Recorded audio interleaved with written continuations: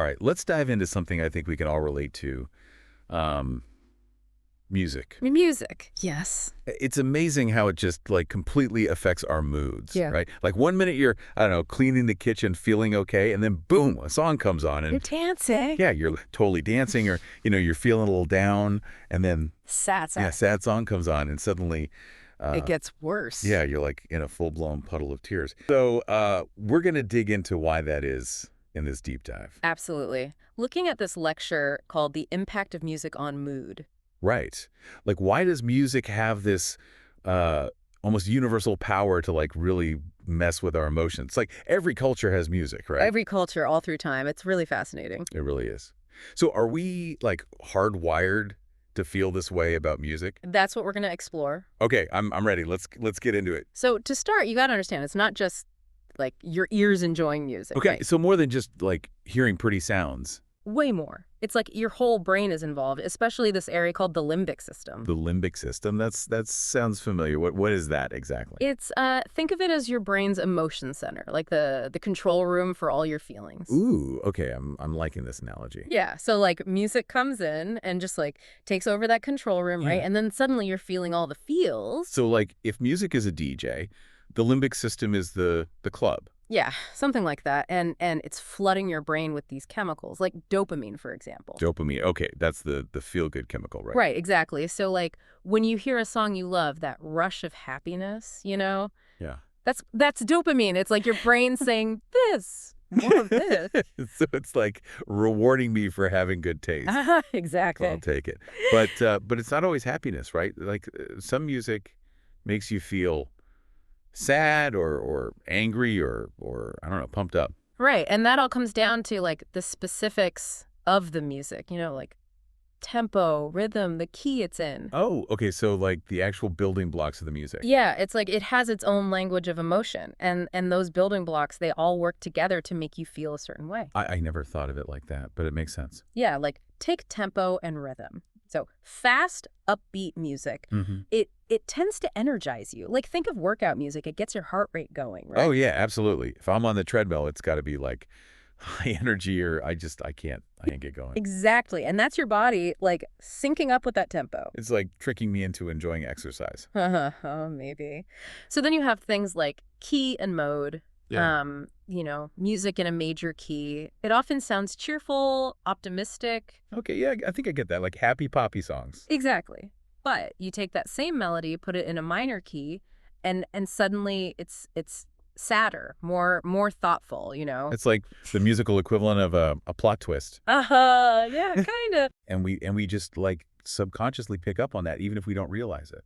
It's really fascinating how our brains work. And then, of course, there's lyrics. They add a whole other layer. Oh, right, because lyrics can like totally change the feel of a song. They can, yeah. Like you can have a really sad melody, but then the lyrics are about hope and overcoming, and it creates this really interesting mix of emotions. Yeah, like those bittersweet breakup songs. You're like crying and dancing at the same time. Exactly. Your brain is processing both of those things at once. That's a lot to handle. It is. And then on top of all that, you have the instruments themselves, right? Because each one has its own like emotional flavor. Oh yeah, for sure. Like a violin sounds different from, I don't know, a drum solo. Exactly. Like a soaring violin, it might make you feel, I don't know, a bit wistful. But a pounding drum beat, that's going to get your heart racing. It's like they're all little characters in the music telling their own part of the story. I like that. It's amazing when you think about it, how all these pieces come together to make us feel things so strongly. It really is. It's like music is this powerful tool that can, influence us way beyond just like setting a mood. Okay, now I'm really intrigued. So where do we go from here? Let's dive into how music can be used to actually shape our emotions, even our behavior. Oh wow. Okay, I am so ready for this. All right, let's get into it. Let's go. All right, so we were talking about how music can be like this powerful tool, right? The more than just background noise, like it can actually do things, change things. Exactly. So remember how we were talking about dopamine and that feel-good rush? Oh yeah, like my brain giving me a high five for my awesome playlist. Exactly. Oh, there's another chemical involved too, serotonin. Serotonin. That sounds familiar. It's like your brain's mood stabilizer. And guess what?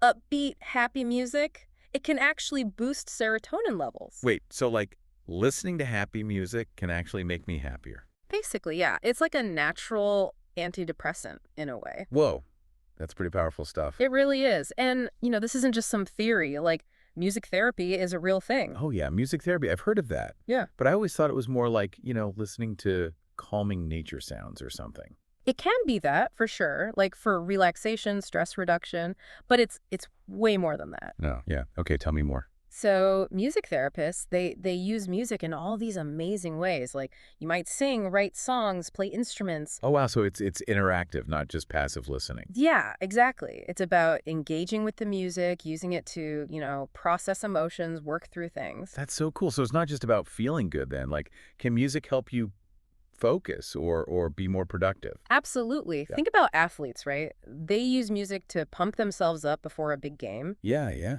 or students using music to help them study. There's even research on how background music can affect productivity in the workplace. Hmm.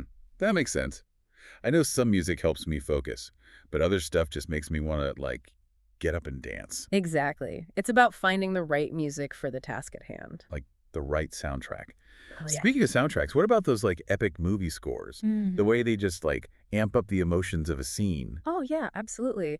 Composers, they're masters at using music to manipulate our feelings, like making us feel scared during a suspenseful scene or, triumphant when the hero wins. It's like they're speaking directly to our souls. Yeah, kind of, but it's important to remember that this power, it can have a darker side too. Oh, right, because music isn't always sunshine and rainbows. Exactly. Some music can make you feel angry, sad, even aggressive. Yeah, for sure. And, if you're already feeling down, listening to sad or aggressive music might just make things worse. It's like adding fuel to the fire. Yeah. It makes me think about those debates about song lyrics. Like, can lyrics that are violent or negative, can they actually affect people's behavior? That's a tough question. Researchers are still trying to figure out all the nuances.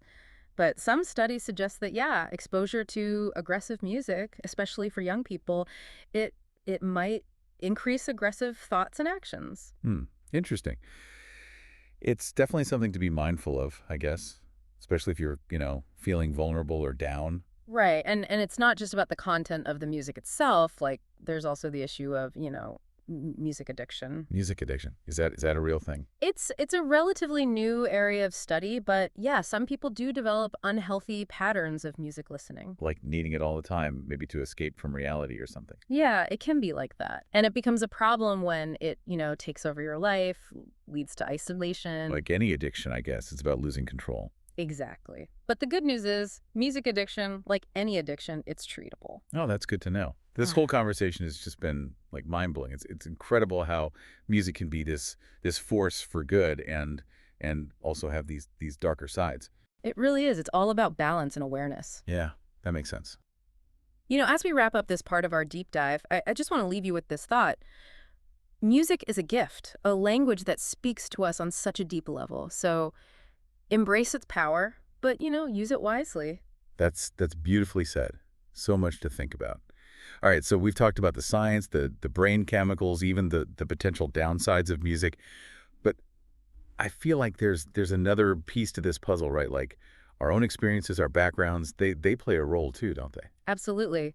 Music doesn't exist in a vacuum. It's filtered through our culture, our memories, our personal tastes. What might sound happy in one culture could be totally different in another. Yeah, that's so true. I remember visiting a friend's family in another country, and the music they played at gatherings, it was so different from what I was used to. Like the rhythms, the instruments, even the overall feeling, it was like a whole other world. Exactly. Music often reflects the community's values, their traditions, even their history. Yeah, like it becomes this language that goes beyond words, Yeah. speaking to the heart of a culture. Exactly. But what about personal experiences? Like how do those shape our relationship with music? Well, think of music like a time machine almost. A certain song can transport you back to a specific moment, bring back all those emotions tied to that memory. Oh, I totally get that. I have this one song that always takes me back to my first summer job. I can like practically smell the sunscreen and feel the sand between my toes when I hear it. It's like a sonic snapshot of that time. And that's why A song that's just background noise to one person could be incredibly meaningful to another. Yeah, it all depends on your own personal connection to it. Exactly. It's interwoven with our joys, our heartbreaks, our victories. It's like a soundtrack to our lives. I like that, a soundtrack to our lives. And that's why it's so important to respect the individuality of musical experiences. What moves one person might not resonate with another. Right, right. There's no right or wrong way to connect with music. Exactly. It's about celebrating that richness and complexity of human experience. This whole conversation has just been so fascinating. Music really is this incredible tapestry, woven from science, culture, personal stories, emotions, all these things. It is, it really is, and it's constantly evolving as we do.